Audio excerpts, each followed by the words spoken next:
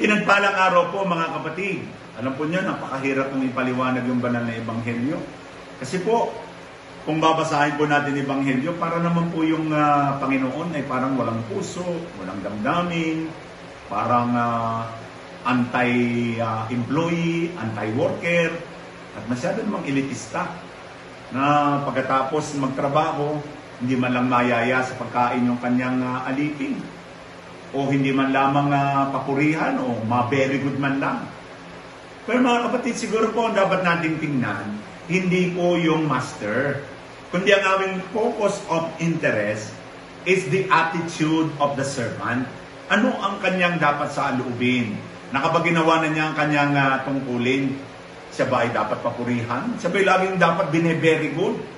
Alam po niya na sa ating kulturang mga Pilipino, gusto natin lagi tayong nabe-very good. Di po ba parang pambata yan? Ay, very good! O kaya pang-aso yun. Good dog! Nice! Nice one! Pero palagi ko po, sa ating pong paglilingkod sa Diyos, minsan po ay hindi po na natin kailangan ma-very good. Minsan, normal din tayo bilang mga pare. Gusto nating magpapogi points sa ating bishop.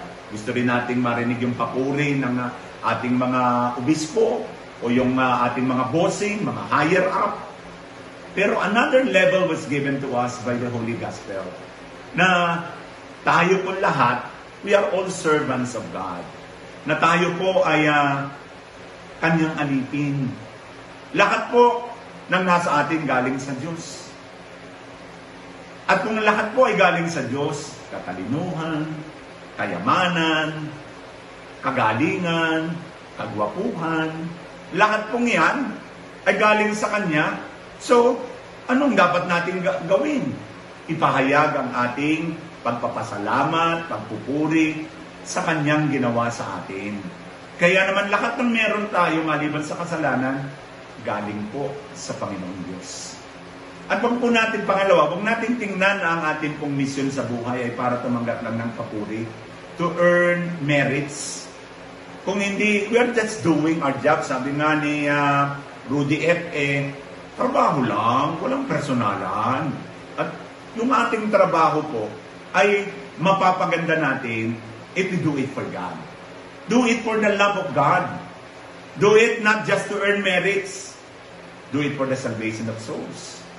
Para sa mga paring katulad ko, hindi man tayo mapuri ng ating higher up, ng ating obispo, o ng mga nakakataas sa atin. Magandang lahat ng bagay ay gagawin natin dahilan sa Diyos. For the love of God, for the salvation of souls. Kung yung dalawang pong yun ay nagagawa natin, mga bagay natin, siguro po ay tamang-tama na. Sapagkat the greatest task in the world is the ministry of service. And to serve people is indeed a reward. Masarap po ang maglingkod. Nakaka-bless po ang maglingkod. Kaya nga po kung uulitin uli yung buhay ko, ako po ay magpaparing uli.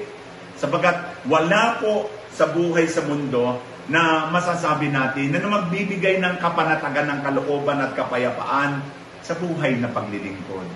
Kapatid, subukan mong maglingkod. Mabe-bless ka rin. Subukan mong lumapit sa mga nangangailangan, the lost, the last, and the least, pag hindi naman po tumaba ang iyong puso. Kaya natatandaan po ninyo na nung tayo po'y tinatanong ng mga katekista, anong layunin mo? Bakit ka nilikha ng Diyos? Kanta pa nga yan eh. To know, to love, and serve Him, and to be in the kingdom of heaven. So maliwanag po sa atin na kaya tayo nilikha ng Diyos ay para makilala, mahalin, at paglingkuran ng Panginoon at makasama siya sa buhay na walang hanggan. Mga kapatid, huwag na po tayo maghintay na tayo papurihan sapagkat alam ng Diyos ang ating ginagawa. Lahat po ng inyong ginawang kabutihan at sakripisyo ay may katapat na pagpapala sa kaharian ng langit. Buhay na walang hanggan. Amen.